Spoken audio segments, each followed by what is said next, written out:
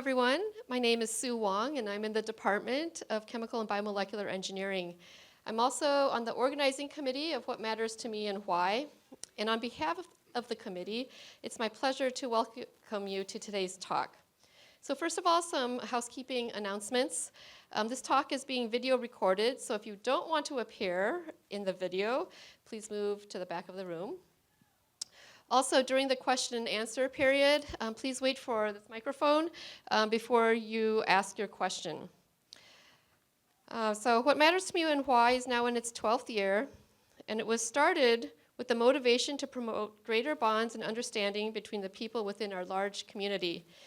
University life can be very focused, with faculty, staff, and students each in our own worlds and working within our individual roles.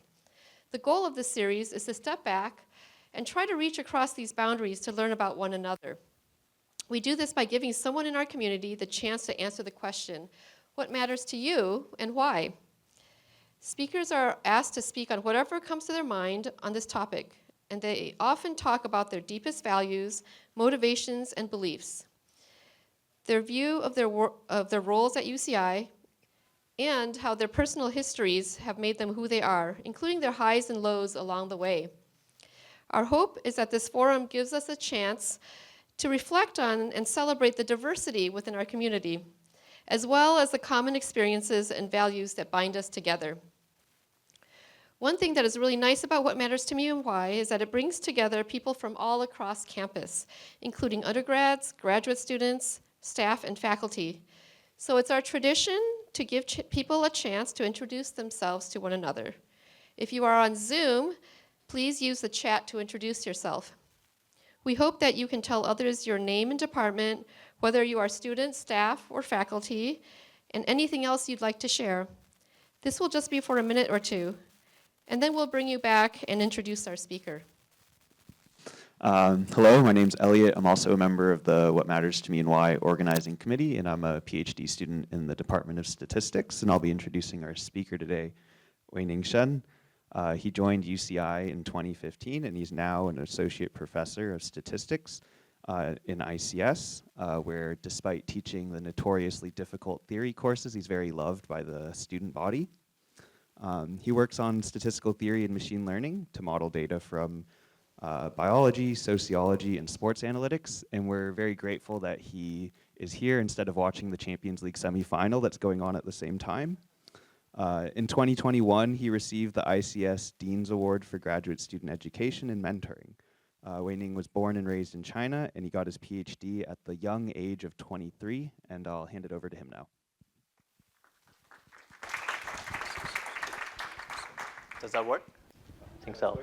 Okay, cool, thanks. First off, thanks everyone for coming. It's a great pleasure to speak here, to see so many familiar faces. Thank you all for coming again. Like Ilya has mentioned, I've been working here at UCI for about 9 years. Over the years, one comment I often get from my students and sometimes colleagues is that they tell me I don't look like a professor. I look more like a student. And actually, I enjoy being saying that. And especially during my first couple of years at UCI, when I have more free time as a junior faculty, I would sit in my office, students will come to me and they would love to chat with me, talk to me in the way that they're talking to their peers. But very often we will talk about my childhood experience, and I mentioned to them I went to college at the age of 14, and they say, wow, you must be very successful. And I become very happy, and I continue bragging about myself. But this is another side of the story I never get a chance to share with them. It's a story of my struggles in my life.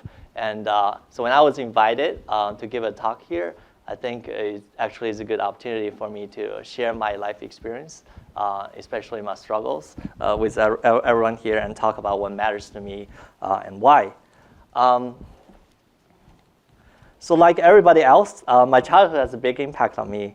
So I was born and raised in China. This is the area where I was born. There was a small city next to the scenic areas, a very beautiful place close to lakes and forests. And it's a good place with lots of bamboos and teas. And on the right-hand side is probably the earliest picture I can find of myself. This was me when I was 1 year old. Obviously, I like watermelons. I still like it a lot those days. So every summer, my parents will buy me watermelons. We'll cut into half, put in the fridge in the morning, and in the afternoon, we'll take it out and eat with a spoon. So that's basically, to me, that's the taste of summer. So my parents have a big impact on me. So my mom is a nurse. She is very smart. She never went to college though. And my dad he has a master's degree in geophysics. He and I, we actually went to the same university. So at home we have lots of books. We have like maybe thousands of books because my dad loves bookstores and collecting books.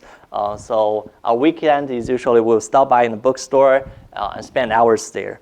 I remember when I was very young, my dad would wake me up in the morning, very early in the morning, like 6 a.m. So I was super sleepy, and he would start reading books to me. And he was very persistent. So for one day, if we missed reading in the morning, he would make it up in the evening. So this is one of the books I still remember that he used to read it to me. It's the same book cover. It's a storybook about China's history. The many interesting stories in there. And it's actually a very long book because you have to cover all the history from China. By the time he finished reading this book to me, I'm already old enough to read on my own. So I started reading the second book. This is basically a parallel to the first book, talking about the world history. And I do want to spend some time talking about last book here. This book is less well known, but this is actually a book that makes me cry. It's a storybook about the childhood of a young girl who was adopted by a blind couple.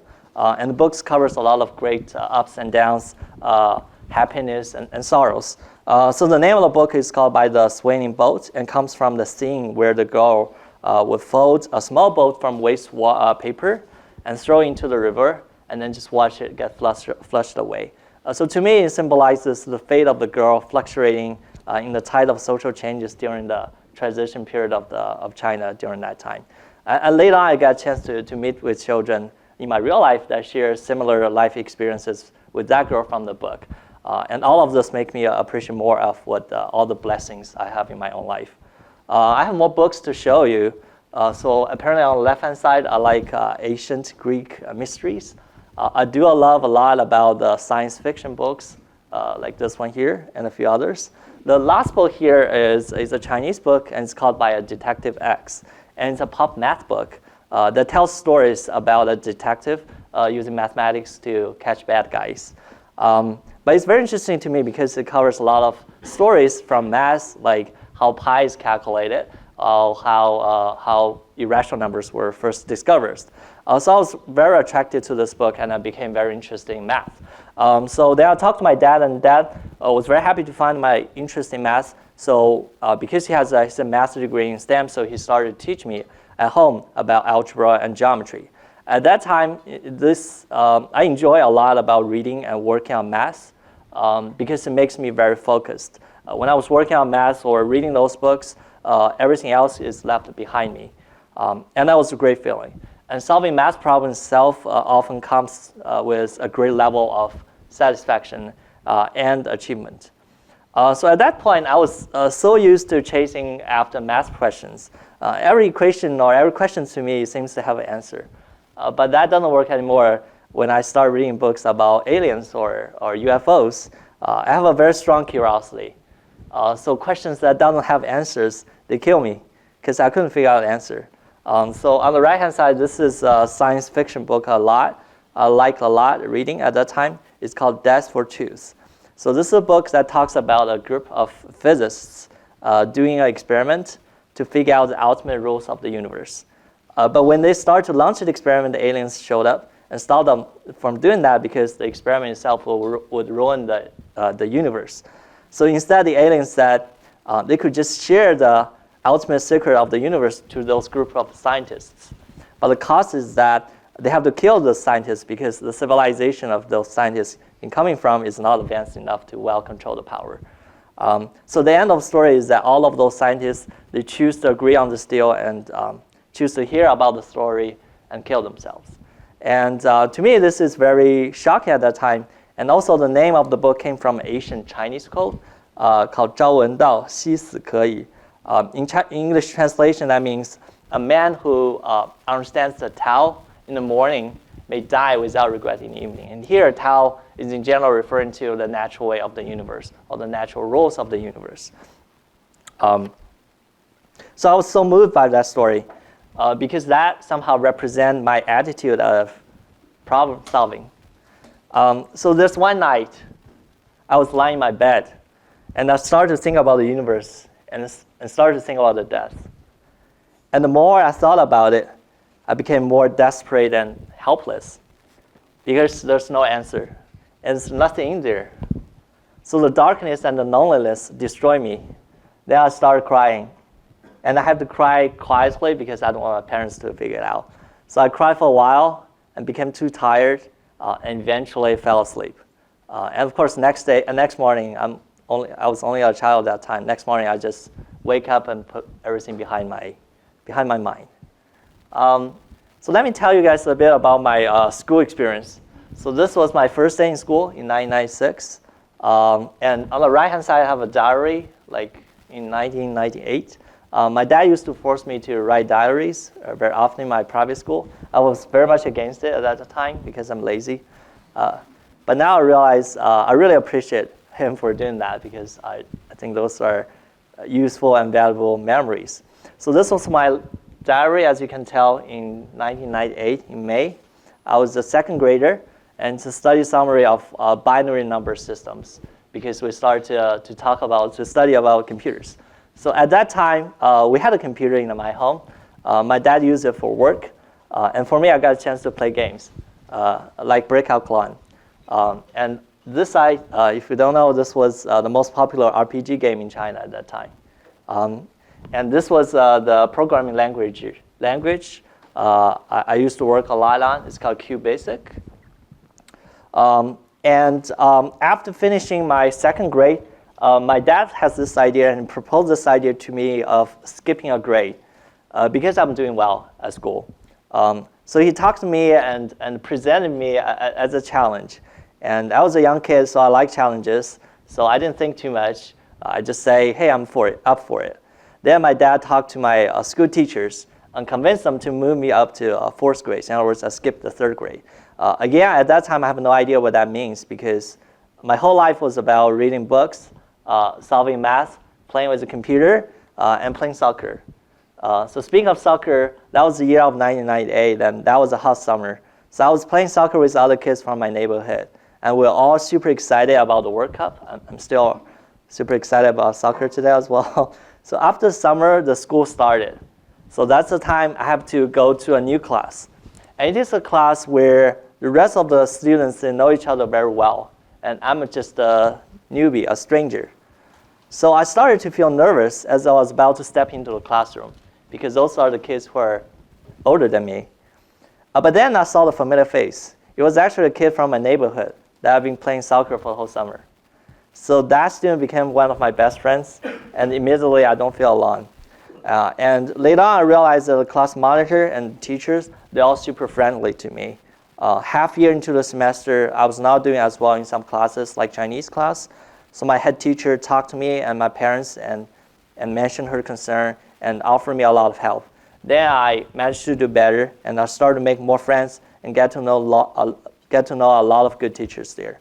So that was my first experience of skipping the grade, and it was a great experience.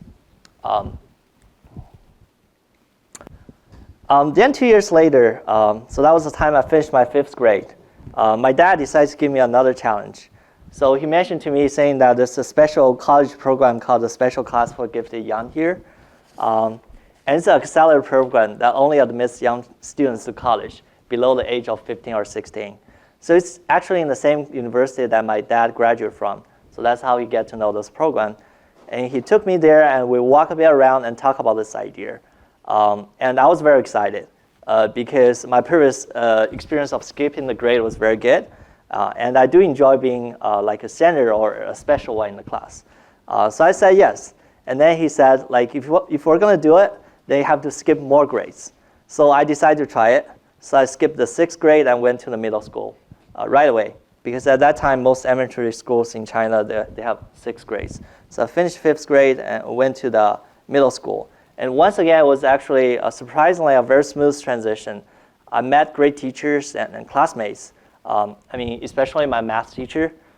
He has students who went to that special program before, so he knows like how things work out. And he's always very supportive to me. Then after 7th grade, we decided to skip another grade. We went on to the 9th grade. So this was me at that time. Some friends said I looked like a Harry Potter. So at that time, I was 12 years old. It was an awkward time as I was about to become a teenager. So I became very sensitive and emotional. And there's a lot of tension between me and my parents. So, and things actually got even worse when I entered high school. So this is actually one of the best schools in my province. My classmates are super competitive. Many of my classmates, they were winners of math or physics or computer science Olympics. And almost all of them are like 2 or 3 years older than me. So I was facing a lot of things like peer pressure and identity crisis. I became very shy. I don't like talk to people. This was actually the first winter in my high school. And to be honest, it was the coldest winter in my life because I scored the bottom one in my class. I still remember my score. So I have 600 in total. I scored 480. To be honest, I think that's a fair score, but because the rest of the people in the class are doing super well, so that gets me the bottom one. And I still remember the person ahead of me got 482. So I was down by 2 points. And also physically, I was not doing well because I started to have asthma. So I can't really breathe well most of the time. So I still remember there was a winter. The final exam scores out. I was looking out through the window and I felt hopeless because there's no color. And of course, my parents and friends, they tried to cheer me up, but those didn't really help much. So to describe my status, I think this is a good quote to talk about. So in Chinese, it talks about 夏虫不可以语宾者，笃于事业. So English translation is like, let's say if there's a summer insect whose life circle only spans the summer months, that insect would never know what ice is if you told it. So in other words, it couldn't conceive of a thing because its life circle never passes through the winter. And my feeling during that time was, it was winter in my heart. And the rest of the people are like those summer insects. So they have no idea what I have been going through. And of course, nowadays, if I look back, I realize how silly I was because I was actually the one who's the summer insect. And I was the one who chose to close the door to the rest of the world. So it actually took me a while, more than a year or so, to work out from that status. Sometimes I have to force myself to focus on studying, to do okay in my courseworks. But most of the time, I'm enjoying my life with my computer games, comic books. I used to play violin, so music, and martial arts storybooks. So those are the things I actually enjoy doing and make my life colorful. I also read some more science fiction books like Ender's Game and Ender's Shadows. So I'm not going to spend too much time talking about it, but in my opinion, I think Ender's Shadow is better than Ender's Game because I can feel the connection to the main character being there. So if you have read this book, you probably can understand what I'm talking about. So years later, if you ask me to summarize my feeling from this experience, and in fact, like those words are the words that are often coming from my mom's mouth. It says, let nature take its course. So to me, nature has its rules. Difficulties, struggles, and pains, they're just part of the growing process. And as I think back, I realize as a student, I was very fortunate to be surrounded by people like my teachers, my friends, and my parents who are very patient and open-minded with me. And this is something I try to do now as a teacher and as a mentor. Before I wrap up, I also want to talk about my experience of learning English as a second language. I don't know how many of you have experience of learning a second language, but my feeling of being a non-native speaker in this country is very complex. So I started learning English when I was very little, like maybe 6 years old, I guess. The trouble is that we don't really have the language environment. So it's mainly textbook English, where the teacher will start a conversation by saying that there are 12 tenses in English. and I immediately lost interest. Vocabulary is actually another big obstacle. So this is a very thick vocabulary book that we used to prepare for GRE. We spent like half a year just trying to memorizing all the words from it. And that gives me a hard time as well. But then I was very fortunate close to the end of my primary school time that I got to know several great English teachers, and they pointed me to study more about conversational English and watching those shows. So I don't know if you're familiar with those shows. So Family Album USA and Friends, I think they have a big impact on one generation, especially on Chinese students. And of course, later on in college, I spent more time watching the shows with a good excuse of learning English. So those are all good, very good shows, by the way. And I think that was the first time I heard the name of Donald Trump, by the way. They're super helpful for me to learn English. But over the years, my feeling is that the more English I have learned, I felt more strongly about the fact that the words are not enough to describe our feelings. And this actually reminds me of the story, a science fiction story called Understand by Ted John. So I'm going to just read it through. The role of language in shaping our perceptions is a central theme there. And so what I did is actually borrow the strengths from the ChatGPT to summarize over that book. And I think they actually did a fantastic job. So words are often inadequate for fully capturing the depth and complexity of human experience. And this highlights the gap between what we can perceive and what we can articulate through language. And another thing I want to highlight here is that language also plays a role in shaping power dynamics within our society. Those who have mastery over language often wield influence and authority, while those who struggle with communication may be marginalized or overlooked.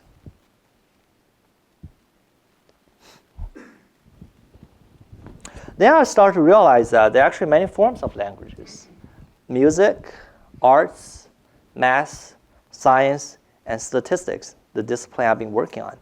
Those are languages that are more than tools of communication, but those are actually carriers of thoughts, emotion, and culture. And in fact, this is one of the reasons I choose to study statistics, because to me, I think this is a language to describe uncertainty and randomness.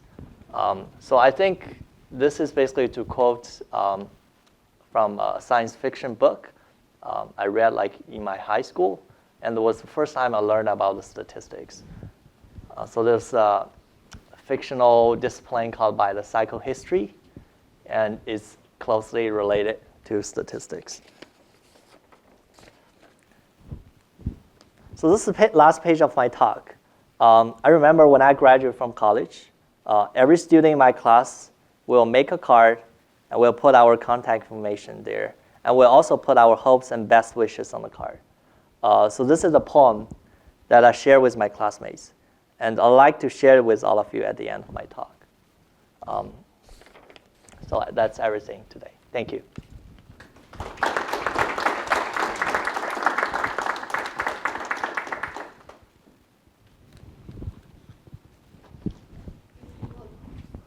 Now open up for question and answer period. Just raise your hand, and we'll give you the mic.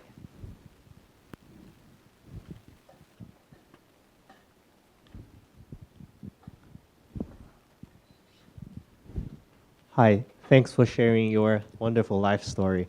I'm curious, what was the point, or what was the process that led you to be a faculty member, as opposed to all these other occupations that you could have done?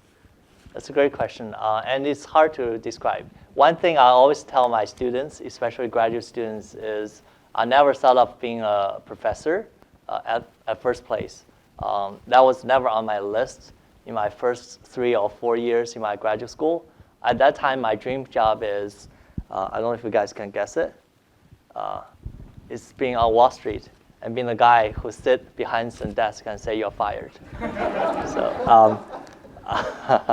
But also has something to do with the timing though, because I came to the United States in 2008, and for obvious reason of the in the middle of the financial crisis. But I guess to sum up, there are two reasons that get me into this profession I'm doing now. One reason is my advisor. I always view him as a role model. It's actually an interesting experience because although he's a statistician, I view him more like a mathematician because I still remember the times when we were meeting with each other. We don't really even talk about coding on computers. All we're doing is like just working on math. So that he's a career model to me, and that I guess set up like a career goal for me and has a big impact on myself. And the second reason I choose this profession is simply because of the academic freedom. I really enjoy, so this is how I was born and grew up. My parents are always like super open-minded to me. They let me to do basically almost like everything I want to do.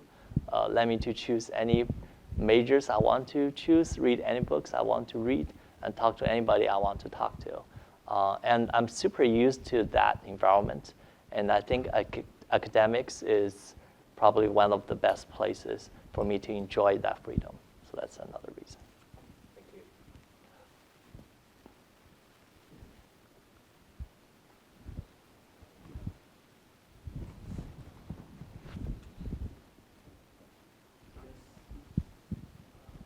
Oh, Okay, thanks.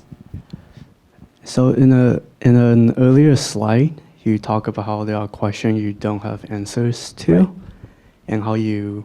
and how that shaped your That's a good research. question. I'm just curious if you can expand on that. That's a great question. So I guess that's actually because I can still remember so clearly nowadays. Like it's the middle of the night, and again, that was a shocking moment for me because I realized that not every question has an answer. And of course, later on, it becomes a common routine that very few questions actually have answers.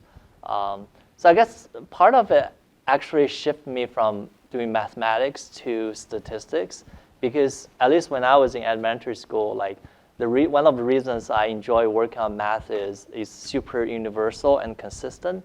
You just apply logic thinking to solve these problems, and you're guaranteed to get to a conclusion that is absolutely correct. But then later on, I realized that life is not like that. Many problems around us, they're not like that.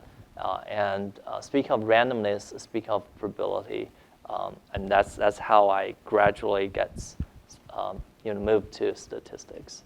So I think that probably gets back to your question. Yeah. Please.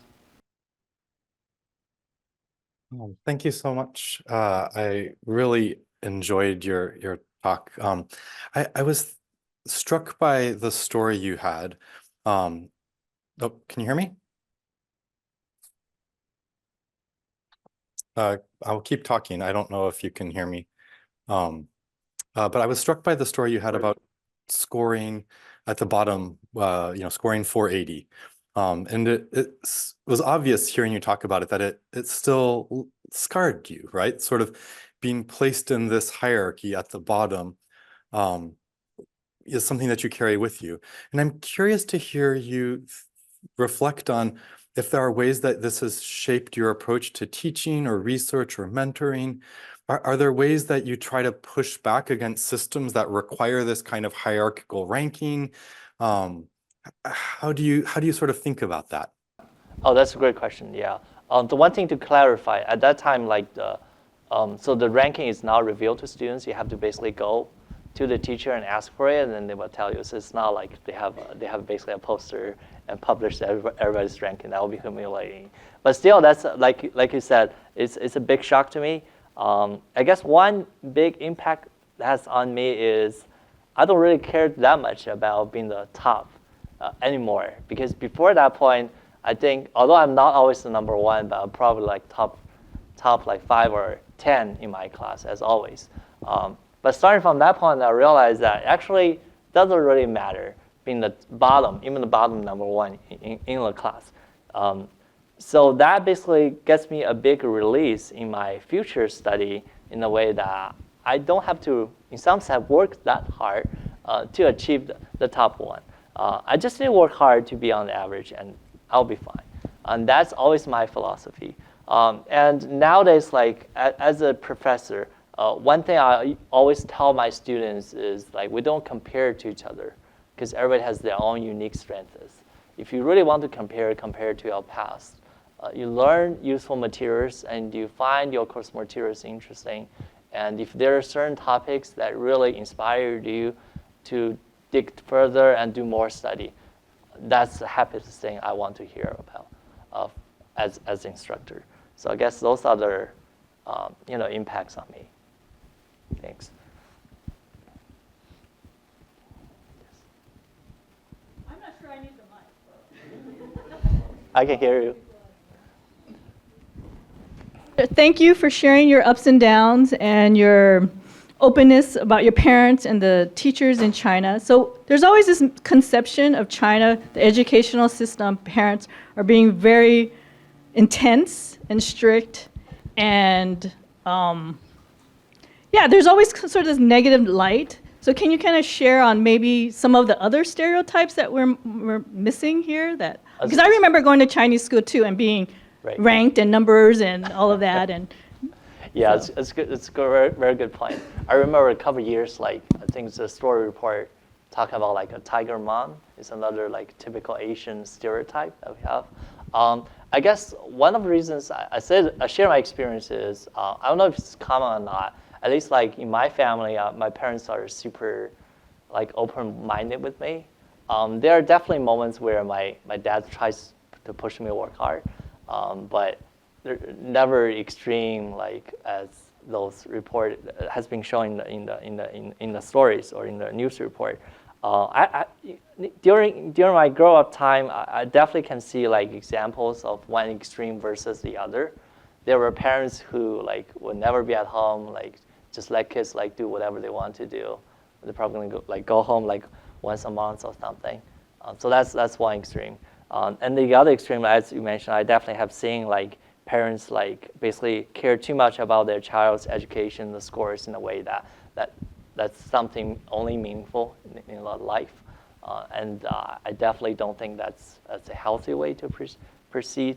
But again, I think what I really appreciate from my parents is that especially is that they're both very open-minded. If they ask me to do something, they usually think if they're willing to do it as well. So for example, as I mentioned, like reading books to me, my dad used to do it. Nowadays, if I think back, I realize that he's basically using that to show me what persistency is like. Although I didn't learn too much from that, now I think about it. But I think that's a good way to basically to set themselves as good examples for kids. And I really appreciate it.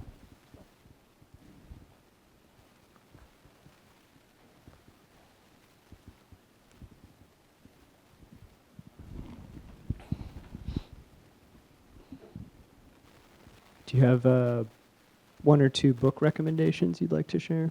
Sounds like you read a lot. Well, as you guys can probably tell, I'm more like a fiction book like lovers. So most of the books I enjoy reading. I mean, of course, those are not all the books I read. I mean, I intentionally skip all those textbooks. But yeah, I mean, I do believe like storybooks, science fiction books have a big impact on me. Especially like storybooks. The math storybook I mentioned in the slides, that one is probably the best math book to me. And it actually shifted a lot in my teaching philosophy. If any of you has been my like measure theory class, for example, you probably remember, I always try to push my students to tell the story, to basically be able to deliver the math concepts without using any formula. To me, I think that matters a lot. And I think those science fiction books, I guess it's actually very common. It actually helps me to make a lot of friends, especially in my middle school time. And I think that's a big plus. I still enjoy reading some of them. I remember the time it was in my middle school, the first year, my Chinese teacher actually encouraged students to write their own science fiction stories, and I was super excited about it, till the point I realized I was actually a bad writer. So sometimes you just have to admit you're not good at it. But I still enjoy reading because it's the same story. Like, and you read some other people's writing, and you check yours, and you can clearly see the difference. I'm not the material for that, so.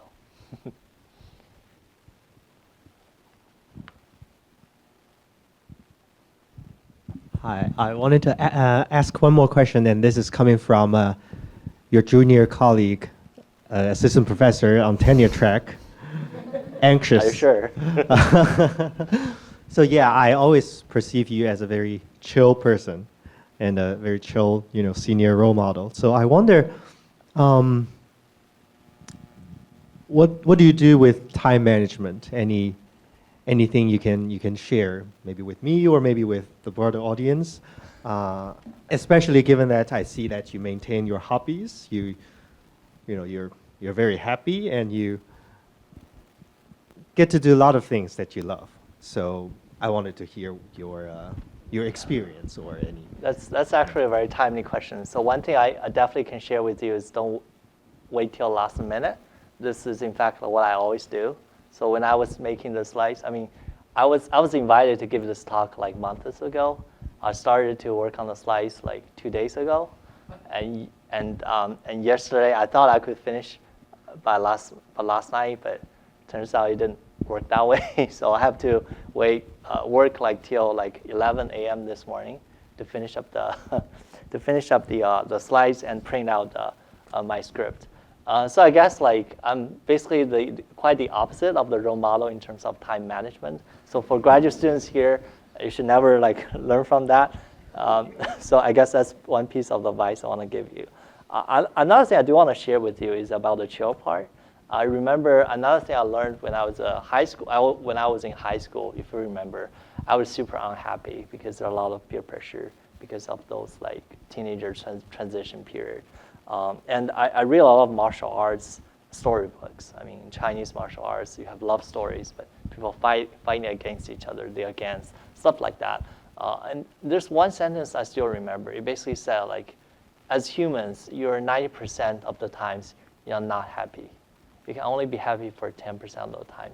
In Chinese, it says, 世上之事不开心者十有八九, something like that. So that basically means like you are meant to be like unhappy for most of the time. And I was super unhappy at the time already. And after reading that sentence, I became even more unhappy. And that's basically the time I started to come up with this philosophy of live up to the day and just seize the day, enjoy all the hobbies I have. If I have something I want to do, I want to do it now. I don't want to wait. So that's the piece of advice I want to share with you. And of course, like either as a student or as a researcher, as a faculty, I'm sure that time management is a big deal. There are lots of stresses, lots of deadlines. So in terms of work, try to start early. I know it's hard to do, but in terms of hobbies, just do it right now. So yeah.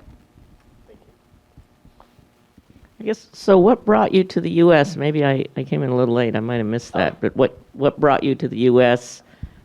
And coming from China to the United States is quite a different culture. Was there a sort of culture shock and adjustment involved in that? Exactly. It's a great question. This is part of the case, like I said, I ran out of time in terms of preparing the lecture notes, so I didn't get a chance to talk about my post-college life.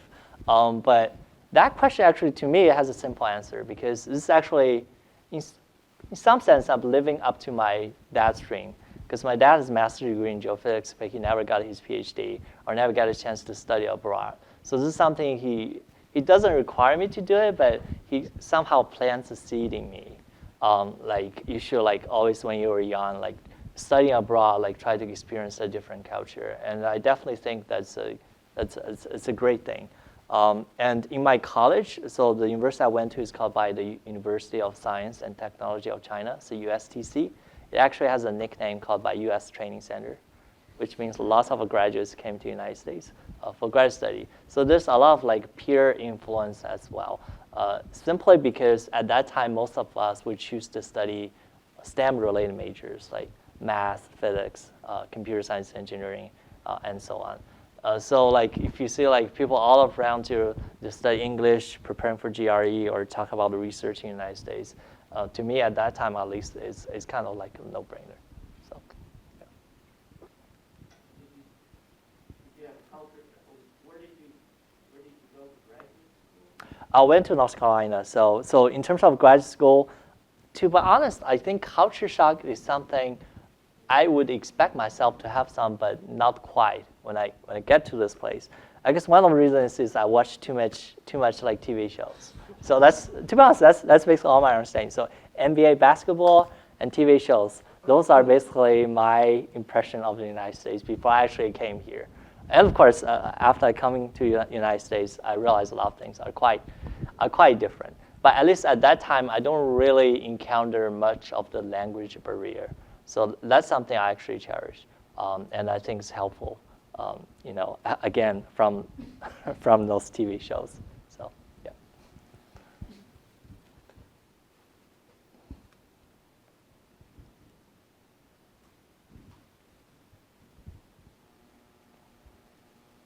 So you said when you were growing up, you played a lot of sports and video games. I was kind of curious if any of those hobbies carried on now that you're a professor, if you still play the video games, play the sports, or whether you just write papers on the sports instead now.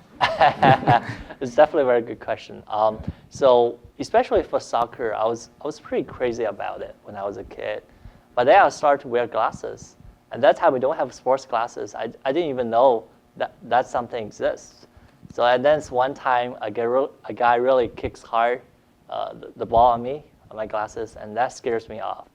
From that point, I started to do less sports because of that. But like you said, yeah, there are many different alternative ways you can utilize your hobby. Sports is still something I'm very interested in those days, and as you know, like I do research on sports because that's something I'm passionate about. Usually during like lecture breaks, I check the sports scores, and students will see me carry a different place at the beginning of the second class because my favorite team lost the game, for example. And video games is something I always enjoy doing. And to be honest, like I'm super easily I can easily get addicted to playing video games, and I know that well. So that's why I try to stay away from those like too time-consuming video games. So I often just play cell phone games those days. But yeah, those are like part of my life, and I enjoy having them in my life. I think they're definitely good things to have. Another story I can share with you is like in my college time, because we were still very young, like I was like 14, 15, and we have some friends who are like about the same age, and we'll just team up, like go to like how would you say it? Go to a place like where they have tons of game computers, and we're going to team up, play the games like for the whole night, and that was part of the life experience, I would say. But I think I was okay at that time, like in terms of academics. But my friend does have a like bad time in terms of academics, and he later on he has to postpone his graduation for a year or something. So I definitely have seen like students or friends struggling with like time management and balancing off between study and playing games. But I guess it's just part of the life, because if you walk out of school, there are many more attractions or temptations, even stronger than the games. So, and we have to deal with them. So. Thank you.